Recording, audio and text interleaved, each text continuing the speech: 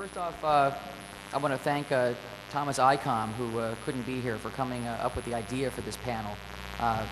The topic is primarily about how to extend our limited senses to be able to see and hear things that we normally can't, that are around us. And there's a lot of ways to do that. Some are legal, some are not so legal, so this discussion is for educational purposes only. I'll let other folks introduce themselves, and we can start hacking the invisible world. My name is Harkins. I'm from Ottawa, Ontario. One Canadian, excellent. And I play around mostly on the lower frequencies, low wave, long wave, medium wave, shortwave area. And that's where I fiddle around with and experiment and toy around with legally and, legally. Okay, I'm Barry Wels from Amsterdam, the Netherlands. My interests are a little bit higher than his interest, because my interests go from 30 megahertz to about 3 gigahertz. That's where a lot of the communications happen that are in the area around you. And the shortwave, you can be listening to something that's at the other side of the world. In these bands, normally it's pretty near. So that's mostly what I'm interested in. I like to drive around in my car, have all these gear hooked up, and you'll see some of these counters and the spectrum analyzer, and I like to explore what's actually happening around me. And sometimes you run into some real interesting stuff, but we'll talk more about there's a whole lot of stuff going on around us that isn't immediately apparent, and that's all falls under what's called the electromagnetic spectrum. Basically, everything you see, hear, and radio is traveling through the air, obviously, and it's at different frequencies. What you see on the chart here is United States frequency allocations. The Department of Commerce in this country regulates and dictates who can use what frequencies for what purposes, and this goes all the way from very, very low frequencies, which are sometimes used by submarines for communicating to their home base, way up to light frequencies and frequencies well above visible light. So we're gonna cover the gamut from VLF to beyond light, like X-rays, microwaves, that sort of thing. We'll probably start in order of frequency. I guess that seems to make more sense. You want to start at the high end and go down, or bottom up? Bottom up, I think. Bottom up, I'm already there on the screen. So. Can you scan to the left a little bit to see the beginning of the ELF frequencies? No. I don't use laptops, I'm sorry. Zoom out. So Barry, from your experiences monitoring, I know you're a fan of the higher frequencies, but what extremely low ELF or VLF frequencies applications have you come across? Well, not a lot, since I don't like to listen beyond 30 megahertz. Okay, I listen to navigational beacons, which are airport beacons that broadcast their three-letter airport designation, like JFK, in Morse code, and it's pretty interesting. You can pick these beacons up from all over the country, because the long waves travel a long distance, and it's pretty challenging, because at those very low frequencies, your antennas have to be very long. You don't have to have a resonant antenna, but it helps. And we're talking, the wavelengths are literally miles long. Particularly helpful for submarines to communicate, because they're underwater, and just because of the way the frequencies behave, it's useful for getting messages to submarines that aren't they don't want the enemy to locate. VLF frequencies a little bit higher. Go up to under 1 megahertz, about under 1 million cycles per second.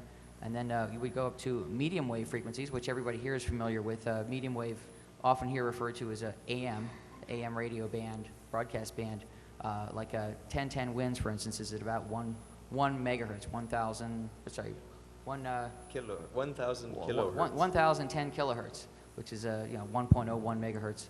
And everybody listens to that more or less. Above that, you're going to have VHF frequencies, which generally go from about 3 to 30 megahertz.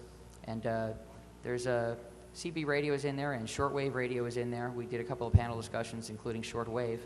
And we brought along a couple examples of use of the shortwave spectrum. Did you bring your ICOM down? No, I did not. Okay. Well, we have a... For those of you who were at the pirate radio one at 10 o'clock this morning, for those who awoken, I did have several transmitters down there that I use for my pirate radio operations. And I do have one here. This is called a Grenade. It's an AM transmitter. It's 10 watts carrier, and will swing up to 40 watts. Several pilots use these. They're crystal controlled. Stick it on the camera. It's crystal controlled, portable, totally portable. Little gel cell battery pack, and you can. Oh, sorry. I guess that would help. Oh, pretty. It's that projector again. It's pretty unassuming box, really. It's, they're made by a gentleman by the name of Radio Animal, who's totally left the radio hobby. It's originally a breadboarded version of a 1940s tube transmitter, and he converted everything over to solid state. And to protect his work, he filed off all of the designators on all of the chips and everything inside, and potted everything so you can't even figure it out yourself. Thanks. They're fun to play with on shortwave. Other things are on shortwave that I play around with are also what are called spy numbers stations. These are a lot of government agencies from around the world. They have coded spy stations, which are repeated groups of numbers, which are in code, like they. 5 number groups? Yeah, 5 number groups or letter groups, and they make up their messages like that. And we also play around with them. A lot of people here are obviously familiar with cryptography, and that's probably one of the oldest uses of cryptography in this century is a crypto over shortwave. The intelligence agencies around the world continue to use shortwave as a medium for getting encrypted messages to their operatives in various countries. And you can hear these messages anywhere between 3 and 30 megahertz on a standard shortwave radio that could cost anywhere from $50 on up. And they're kind of eerie. You'll just hear these five number groups being read off to you. We were going to try to hook up some audio and play that. I'm not sure if we can do that. But in any case, it's done with like a one-time pad encryption scheme that the key changes every day, and no one's going to decrypt them because it's a new key every day. But there is government agencies that, like the NSA, for instance, they actually try to analyze these messages and figure out what this other country is sending to who. Whereas we play around with that as well. We create our own and throw them on the air. There's a famous one that we do is Attention 69, which is a fake version of the Spanish Attention number station, which is 5 letters. 5 number station in Spanish, and Attention 69, we usually play that right afterwards or in that time slot where it normally appears at a higher power level, just to screw the NSA up and keep them busy. This particular transmitter is only about 10 watts, but it has reached listeners about 500 miles away in different directions. So it's pretty surprising how much you can accomplish. There's a good book you can if you want to learn more about shortwave called Passport to World Band Radio. It's highly recommended. I think we gave away this book on Off the Hook as a premium last year, and it's very thorough. There's about 400 or 500 pages going into detail the shortwave radio stations around the world, broadcast stations. There's utility stations which aren't intended for private people to listen to. They're like governments communicating, that sort of thing. But there's a lot of books on this subject. Here's a book called The Underground Frequency Guide.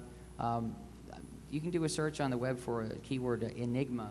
Yes. And you'll find it's a group of people who monitor these unusual shortwave signals and try to discover their origin and purpose. European numbers gathering and mathematical analysis. Now we're up to the VHF frequencies, which are commonly used by paging companies, police. They're starting to move up in frequency. Business band, your dog catchers. Two-way radio operator, two-way business. Like a fleet dispatch, taxi cabs might use VHF. Amateur radio operators have the 2-meter ham band, which is from 144 to 148 megahertz in this country. You can here's an example of a receiver that's capable of tuning VHF frequencies all the way up to UHF frequencies. I'm going to zoom in on this thing.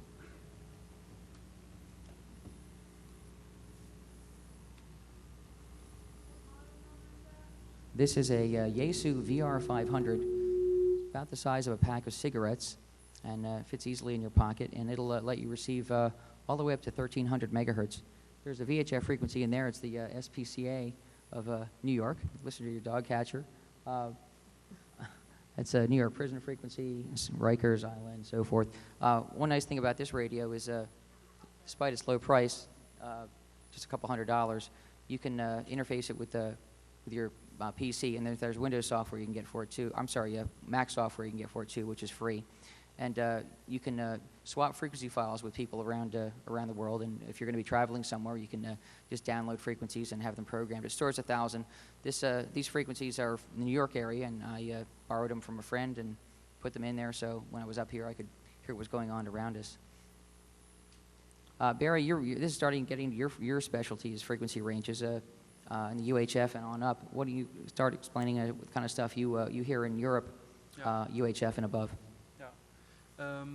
In the Netherlands, the police uses the 80 megahertz band, which is really low, and a lot of people here can't even receive it because in the scanners here that are not full band, you can't even receive 80 megahertz. All the receivers have 30 megahertz and then a gap, and then going higher. But in the Netherlands, the police uses up till now clear voice analog signaling in 80 megahertz. That's also because the Netherlands is flat, and the 80 megahertz makes perfect for medium range communication between police vehicles, for instance. But they're now covering, when Europe is getting united, they're now making a digital system called Tetra or Tetrapol. There's actually two systems. And it's a digitally scrambled communication network that has properties of close to frequency hopping. It's not on one steady channel. And they're really making work of people listening to police communications, of getting that out of the way, even for the normal police communications business that I think should be open to the public. That's what's going on in and around the Netherlands at this moment. What are your feelings? You just sort of touched on your feelings regarding the openness of two-way radio communications, Barry. And I know in this country, a lot of law enforcement agencies, especially since September 11th, are moving towards making their transmissions digital as opposed to analog, and even encrypting them. Now, since we as citizens in these various countries pay for these systems and pay for the salaries of the agencies operating them, do you feel where do you feel the line should be between what should be legally heard by citizens and what can get private? Well, the way I used my radio gear after the September 11 events, because it really freaked me. I mean, this thing, it drove me slight to paranoia. Like, oh my God, the world is not safe anymore. And whenever I heard a big bang or something, I just turned on my scanner and listened to what's going on. Oh, okay, some car crashed to a tree. Oh, that's all. So for me, it's also a backup of keeping close to contact of what's going on. And once it's all encrypted and you can't receive it anymore, I think, it will be losing what's going on around you. And personally, I think that's really a bad thing. Of course, I understand there's some special ops that people don't listen, not supposed to listen to, because it's technical information. But for the plainclothes police going to rescue a cat that's in a tree, I don't think that should be encrypted. Okay. Obviously, if you want to listen to something that's on the airwaves, you need to know what frequency it's on, and sometimes you're going to have a general range of frequencies. That a particular, from looking at an antenna or something, you can tell from the length of it, its rough wavelength, and get an idea for what frequency band it might be in. But if you're looking for the exact frequency and you want to find it, you can use a device called a frequency counter, and we have one here. I think you've got one of these too, don't Barry? The same model? Yeah, I didn't dare to bring it with me. I had problems with the picks and the locks already, so I left all my scanner gears alone. But I have this exact model, and I have a special mount in my car where I just clip it in, and when I drive through the city or the country, everything that's around me in a few hundred meters, I don't know the yards or but anyway, anything that's most of all in line of sight in a street, if something is communicating most of the time, the counter will just catch it and grab it and make a little alert and tell you the frequency. Then I quickly punch it up into my scanner and listen to it. There are some models of the optoscope that you can hook that will automatically reaction tune, they call it, that will tune your Sure. scanner. So as soon as somebody keys their microphone, about a half a second later, it'll automatically tune your scanner, so you're now listening to what they're talking. Well, the problem sometimes is that it is not exactly. If it says it's on 170.5572, then it's on 550, and you get a little bit, You just spin around you until have you to actually tune get it. it, but you do actually get it. But if you don't have the cable to the reaction tune, you get real fast in typing. Even if you're driving high speed, you get it in. So It's sort of like having a sixth sense. You could be walking around or driving around, and whenever the frequency counter detects a frequency, you can alert you either by beep or a vibrator that's in there. You can wear it in your shirt, and you can feel that there's some radio activity going around you, and you can put that frequency into your scanner and hear what's going on. It's particularly useful if you're driving around and there's for instance, a police car nearby. It will, even if they're using encrypted communications, you won't be able to hear them, but you'll be able to detect their presence if they're on the radio. This counter right now is showing UHF frequency that was stored in there earlier, but I think if I transmit, hopefully, see if I can get... the demonstration effect. it could be my battery in my two-way radio is dead here. Maybe I'm just so close it's overloading it. You want to see if I can... Is it in capture mode? Yeah, check it. Yep. Maybe the antenna is...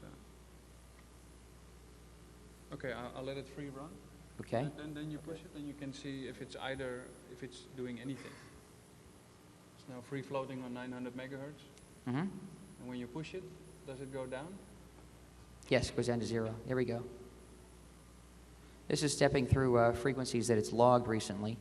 There was a cellular frequency, another cellular frequency, television frequency, another cellular frequency. So apparently there are a lot of cellular phones being operated around here right now. I understand that you're not allowed to listen to them anymore? You're not allowed to in this country, but it's not illegal to know that the frequency is being used around you. So a frequency counter can pick up those frequencies, but it won't demodulate and let you hear them.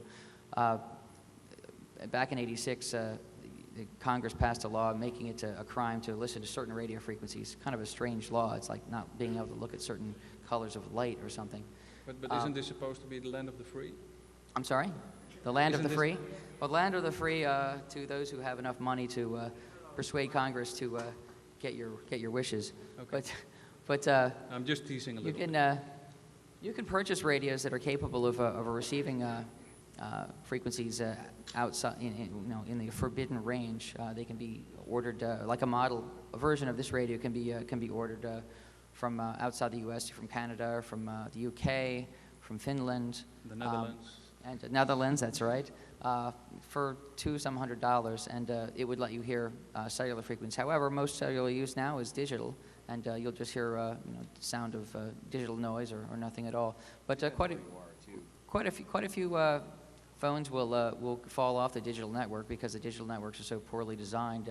You'll roam into analog mode, and then you can listen to those calls if you want. But frankly, they're pretty boring, and it's not all that interesting. Not as interesting as a soap opera.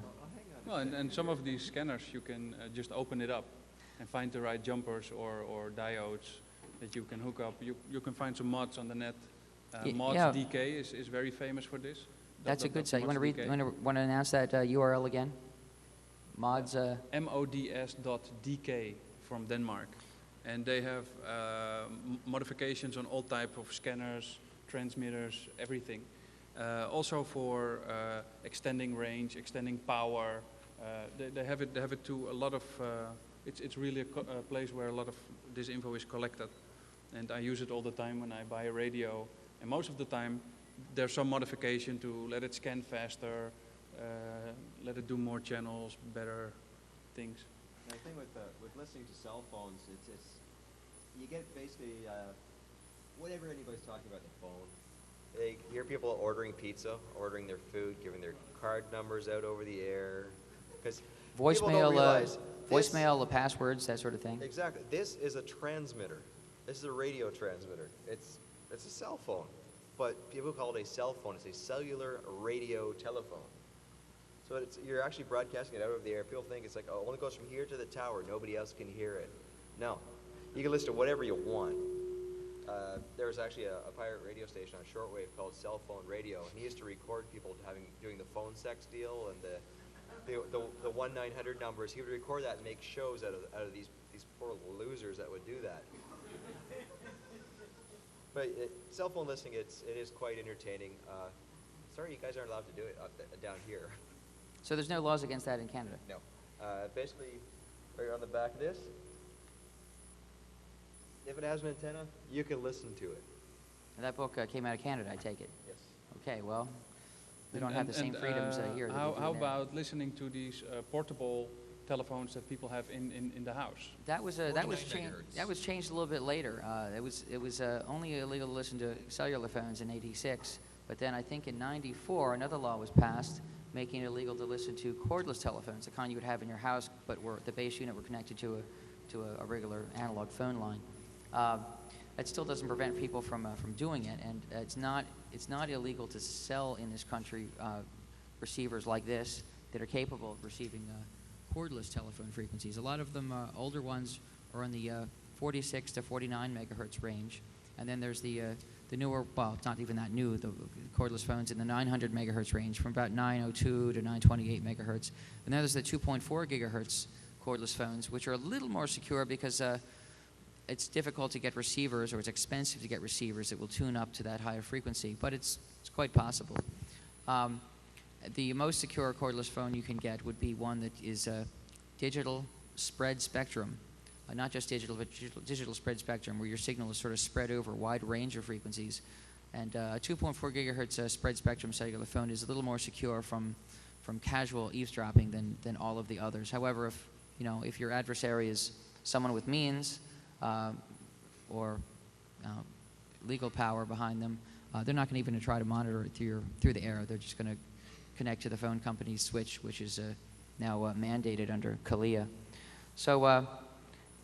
You really have your concern, private concerns. You can't do anything about the government really, unless you want to use encrypted phone conversations, and that's where Eric Blossom's secure telephony panel came in yesterday. But as far as cordless phone conversations, if you have an older cordless phone that's not digital, get rid of it. You're broadcasting your conversations through the entire neighborhood. And or if you want, take your handset, drive around in your car, and turn it on, because quite often you'll be able to turn on somebody else's receiver and be their phone, because there was only 10 frequencies that they used on the 47 megahertz system. So back in the Yes. yeah, this whole war dialing thing going on with the 802.11b protocol. The earlier cordless phones back in the late 70s, early 80s, it was a real popular thing for kids to ride around on their bicycles or their cars, I guess, with a cordless phone handset and snag dial tones of people's cordless base units, and it was very easy to do. I drove around and I'd find a bunch of dial tones, and you just make calls on their phone line, which I tried. The only time I tried it, the guy picked up his phone while I was on it. So I had a conversation with him. It's like, that must have accidentally picked up your dial tone. He's like, so turns out I listened to the scanner a few minutes later, and I heard him call the store where he bought it, and he complained, and he said, I'm taking this thing right back to the store. So one trick I did on a neighbor a few years ago was overheard his cordless phone conversations before it was illegal, I'll have to add. And he was talking to his mother, I think, and trying to think of some word. I can't remember myself what it was, but he was just trying to think of some word. And he couldn't think of it. And I knew his address. I didn't know his phone number, though. But I had a reverse directory, so I looked up his phone number. And while he was on the phone, I called him. He had call waiting. And he answered the phone. And all I did is I said that word. And he's like, oh. And then he hung up. And then, and then there was this long pause. And he's like, Mom, he just said blah, blah, or whatever the word was. And then they just started to have these conversations like, how is that possible? What was that? So, I mean, I was trying to help the guy out, but it probably gave him something to think about for a while. Yeah, and if you are sitting in your car at the end of some guy's driveway and listening to him yak away on the phone to his date or whatever, and you hear them say, there's this guy in a white Oldsmobile at the end of my driveway, I suggest you drive away. Like, don't hang out and see if and listen to him call the police on you, because just duck out of there quick. But don't drive away immediately. Right. Wait a little while. Yeah, wait a little while, of course. Finish listening to what he's talking about. You know, it gets kind of steamy. Besides the stuff I've been just talking about, there's other signals out there that are on a little higher frequency. And here's a device. It's got to kind of have a special purpose. Let me turn it on here.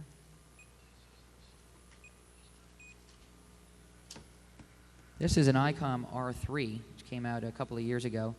It's a handheld scanner, but it also has a video screen on it. And it's tuned to a TV station right now. But one of the neat things about this is this goes up to about 2,500 megahertz. So probably about everybody who's been on the web has had these damn pop-up ads for X10.com, these little home video cameras. How many have seen these pop-up ads for X10 Corporation? Wow. Okay. Yeah, they're quite annoying, and I think they're probably one of the biggest abusers of this whole pop-up window advertising methodology. But anyway, what their products do, or what a lot of their products do, is they transmit video and audio over a wireless connection, a radio connection, at around the 2.4 gigahertz band, which is unlicensed. It's in fact roughly the same frequencies that 802.11b transceivers use. So anyway, the antenna that comes with the R3 really is not suitable for those really high frequencies. In fact, it works better without that antenna, those frequencies. But if you really want to find these things, this antenna here, and you might have seen some war driving type people use, let's zoom out on this thing. This here is a 2.4 gigahertz gain antenna. It's probably got, I think, 9 or 10 dB gain, which is quite a bit. And it's highly directional. So you can drive around or walk down the street and point this thing at different houses and see if there's any wireless video equipment operating in their home. And you can actually see on the screen, twice I've been able to find neighbors' cameras on in their home, and you can see what's going on in their home. I guess they have it set up. One person had it set up as just to feed the video from a VCR into another room so I could watch his movies. And the other person had it set up in at their front door, actually the stairwell going up to their apartment. So I could see when someone was come or going. So it's this X10 stuff is hardly secure. Basically, when you're buying one of these cameras from X10, you're setting up a miniature TV station and broadcasting what's going on in your home or wherever to your neighbors. And if they have the equipment to do that, they can watch what you're doing, and you might want to be selective about where you put one of these things.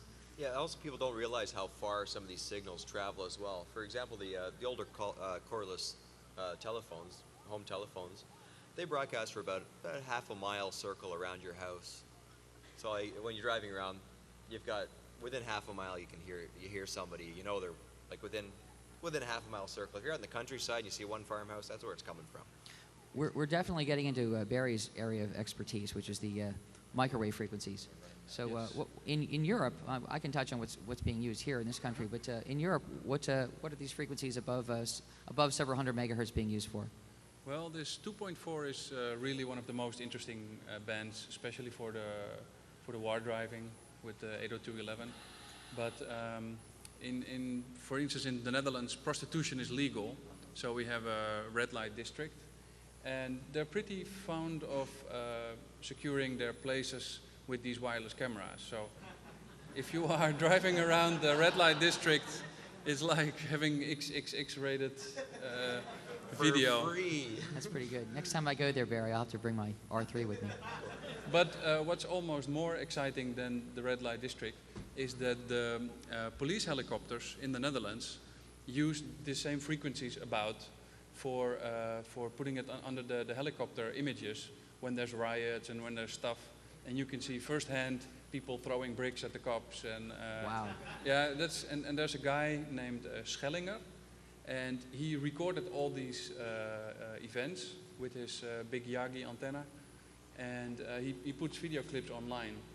How would we track those down? I'd like to watch one of those. Yeah, and nowadays I think he did it for like a small year, that he was recording all these things and putting them online with funny texts, and now they're starting to scramble most of the things, especially when SWAT teams are involved and kidnap situation and the real heavy stuff. They're scramble it immediately, but sometimes it's still in the clear, and you can see some pretty interesting things. It's done in this country too. It just so happens that the ICOM R3, which is really the only handheld scanner that can receive this wireless video, it was designed to not quite go into. It goes up to about 2.45 gigahertz. It's just slightly above that, not much at all. It would have been no problem to design it to cover a bit higher. Our wireless video and audio transmitters made by a company called AID, Audio Intelligence Devices, which is a division of Westinghouse, which sells a lot of electronic surveillance equipment to federal and state law enforcement agencies. And there's a surprising amount of video, unattended video surveillance equipment around.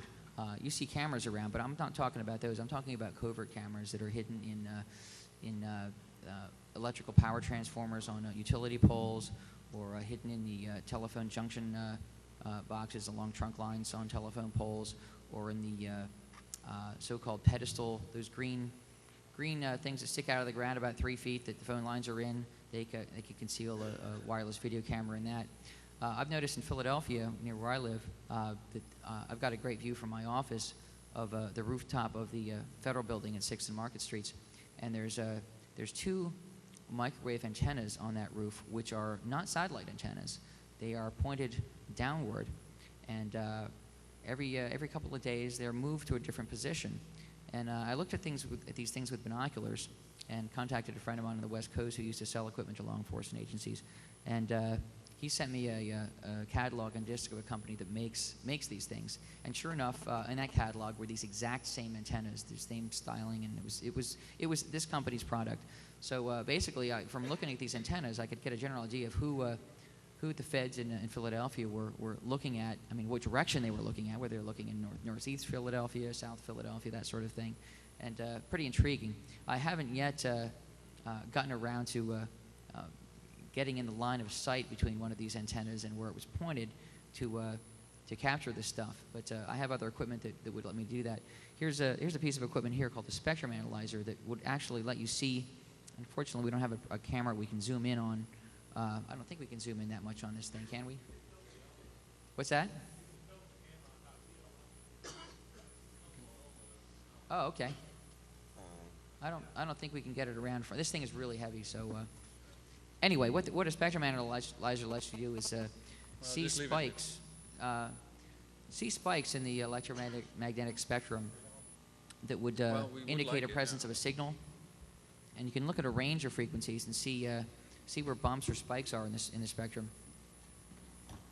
This equipment is also used by people that are sweeping your office for hidden transmitters and bugs. This is the equipment being used for that. There you go. It's upside down.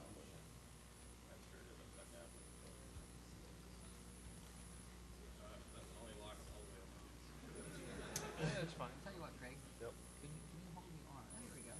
It's not bad. We'll turn it on. Is there an invert? Not on this, but that's good on the projector. We're in the time here. Oh man, only 4 minutes. Bernie, there's a little note. I'm sorry? Ah, okay.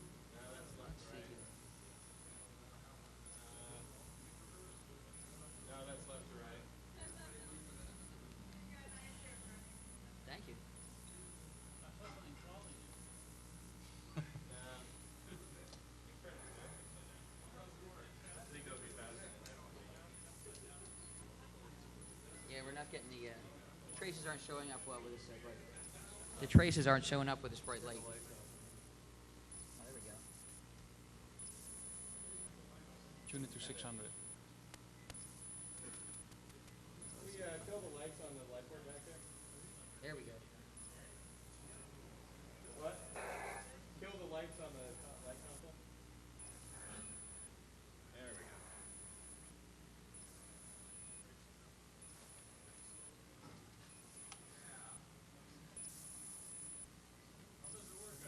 Hold on.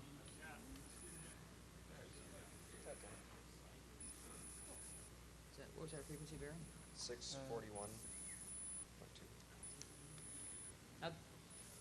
Granted, this is upside down, folks. You'd see spikes coming up from the bottom, but they're representative signals on the spectrum, and you can look at the range on the LCD display of what frequency range you're looking at. Why don't you turn up the ground level so you can see all the spikes? Shall I do? We could find them. That's it.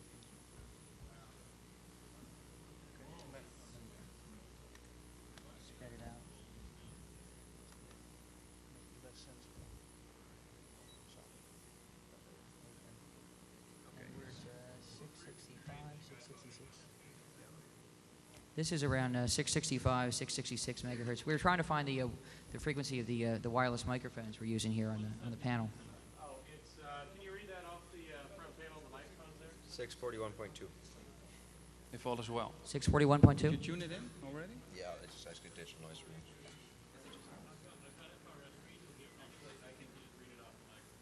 Okay.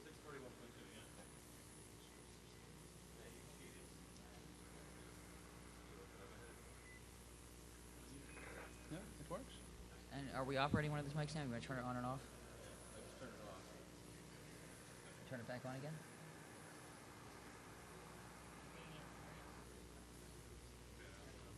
Is that it right there? No, I think it's in the middle.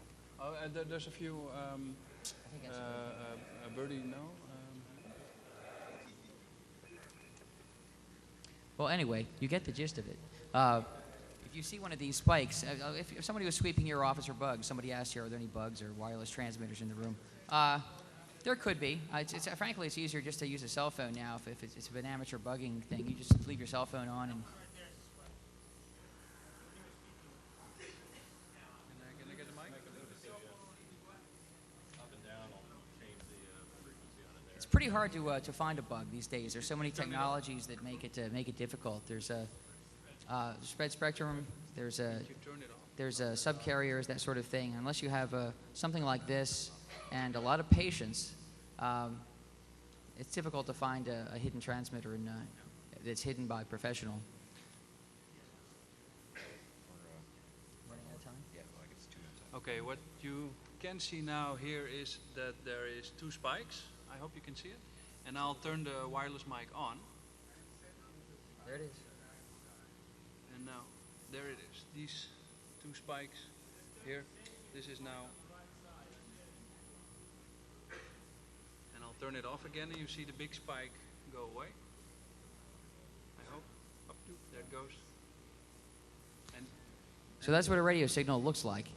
Now, once you do find out what it looks like, you can either listen to it or play with it, such as studio transmitter links. I'll just go quickly over this one here. Oh, real quick, I want to touch. If you were debugging a room, you'd want to, if the room was known clean, like if you had one of these things, you could maybe on a weekly or monthly basis do a sweep like this and take a Polaroid photograph, or if you had a digital storage spectrum analyzer, store these traces, and then compare them in the future with other traces, see if anything new popped up. And if you saw a new spike that wasn't there last week, and you knew you were going to have an important meeting this week, you would investigate, what is this spike, and is this something that shouldn't be there? what's also common knowledge when you do bug sweeps is that you go like 2 miles from the place where you have to sweep. You make an image of what the spectrum looks like, what spikes you can expect, and then when you're at the scene where you actually have to sweep, you already know a lot of things that you can just cancel out. Yeah, there's going to be a lot of legitimate spikes, local radio stations, two-way radio users, all kinds of stuff like that. So you've got to be able to filter the just visually be able to tell what should be there and what shouldn't be there. So having a record of what was there before and comparing it with what's there now is the way to do it. Oh, somebody here at the conference the other day lent me this device, which is a cell phone jammer. They're not legal in this country. He had it ordered from the UK and shipped here, but I was kind of skeptical about this. I thought it's so lightweight. I thought this is just a piece of vaporware, and took it apart, and it looked surprisingly sophisticated inside. And we put it on the spectrum analyzer. We don't have time to set it up now, but It's set up. Will it's probably work. for about 800 megahertz. Yes. Okay, let's turn this thing on. This thing worked. It actually jammed. It's a wideband noise generator. So if people are on the phone now, say bye. Yeah, if somebody's swerving around in front of you in their car. There You see you go. that? You see that wide range? Turn it on and off. That's a whole like 20 megahertz spread of RF noise. These things are illegal. They just cause all kinds of interference and headaches. But some restaurants and churches are putting these things in to prevent people's phones from ringing in the restaurant, disturbing other people. Or if you Can you turn it on? Keep it on. it's on now. You're getting the whole spectrum there. I'll turn it off. See, it's gone. Now it's there. This transmits on two bands, the 800 megahertz cell phone band and the 1900 megahertz cell phone band. And there's circuit traces on here where the European version, if they had different components on it, would do the European cell phone frequencies as well. Which is 900 and 1800. Right. So this was an intriguing device, and after taking it apart, actually Eric Blossom and I looked at it, and we were rather impressed for something that was, I don't know, like $100 or something. It really worked. It probably only gives you maybe a 100-foot range of blocking phones. But these things could be really dangerous, though. Somebody set one up outside your house, and there was an emergency, and you need to use your cell phone, then, that could be a problem. A few hundred feet.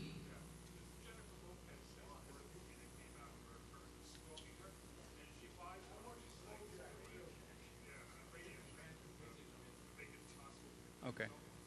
Yeah, he was just referring to a Jennifer Lopez movie, which someone dragged me to, where she used one to prevent her ex-husband, who she planned to kill. She cut the phone lines, and then he came in the house and tried to use his cell phone while she was stalking him, and she had this jammer thing, and he couldn't make the call, and he killed him, and whatever. She killed him. Whatever. It's a stupid movie, but anyway, she used one of these things in the movie. I think Craig wanted to mention a couple of other interesting sort of hacking opportunities for some radio frequencies. Fun things to do. See, we're just about out of time here. Studio to transmitter links. Most radio stations do not have their transmitter and their antenna sticking on top of their building. A lot of times it's not practical. I used to work at a radio station in Toronto. Our studio was in Toronto. Our transmitter was on the other side of Lake Ontario, 45 miles away. Sorry. Oh, there I am. Studio to transmitter links operate in 930 megahertz area, and they're wideband FM, so which is kind of fun to play with because you know their frequency, and the way you can take over an FM station is by being stronger received signal at their actual studio. I mean their actual transmitter site. So say they have 45 miles away their studio transmitter link transmitter, which is 10 watts, and you are less than a mile away from their actual transmitter site. You have a half a watt of transmitter on that same frequency. You'll be able to take over that radio station. They also have telephone line backups. I don't play around with telephone lines. I just cut the things. So if you do want to take over a station, you have their known frequency, the studio to transmitter link frequency. Have a transmitter operating on that side. You can recrystallize an old cellular telephone bag phone to play around with it there, or a paging transmitter, or what have you.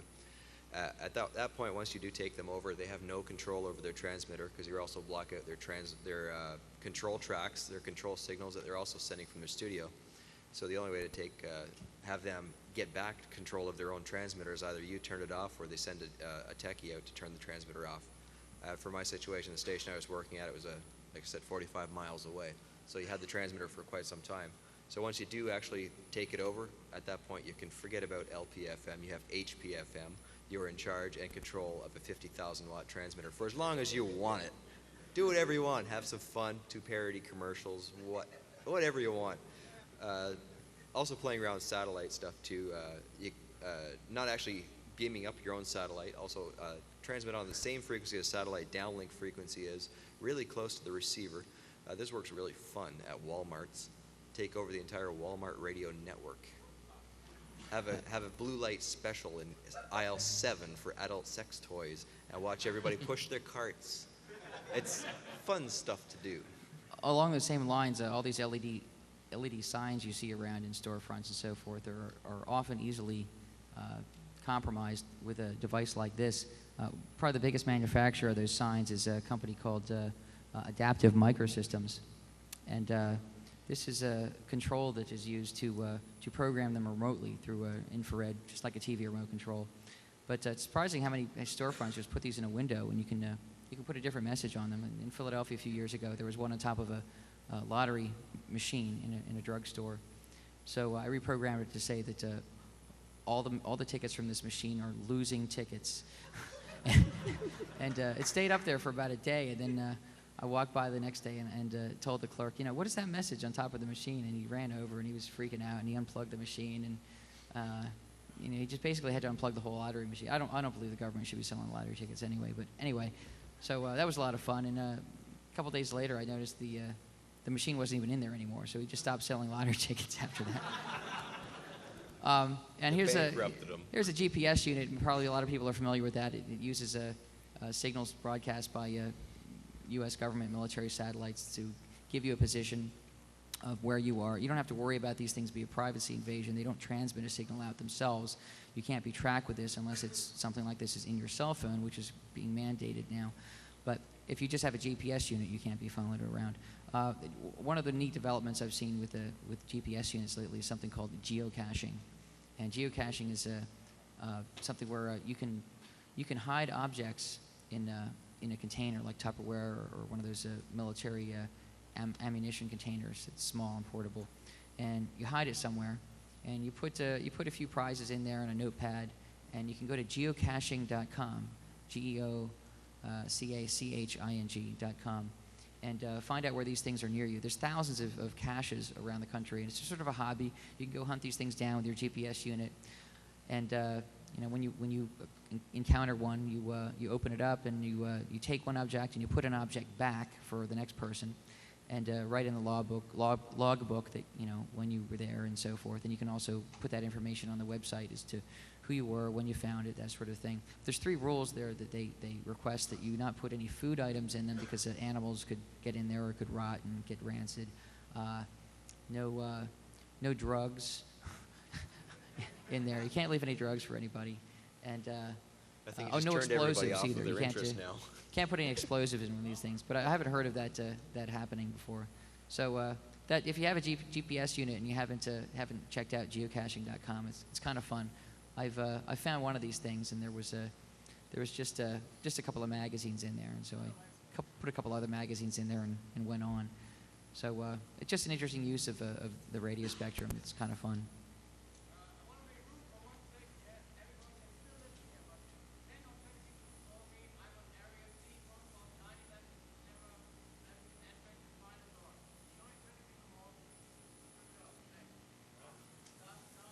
Fleetwood.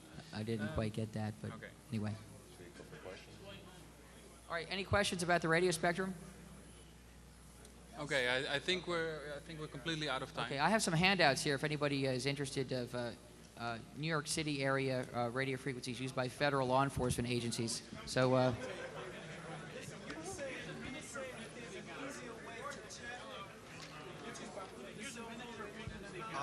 Opto, yeah, that's the toy one. Yeah, those ones are great.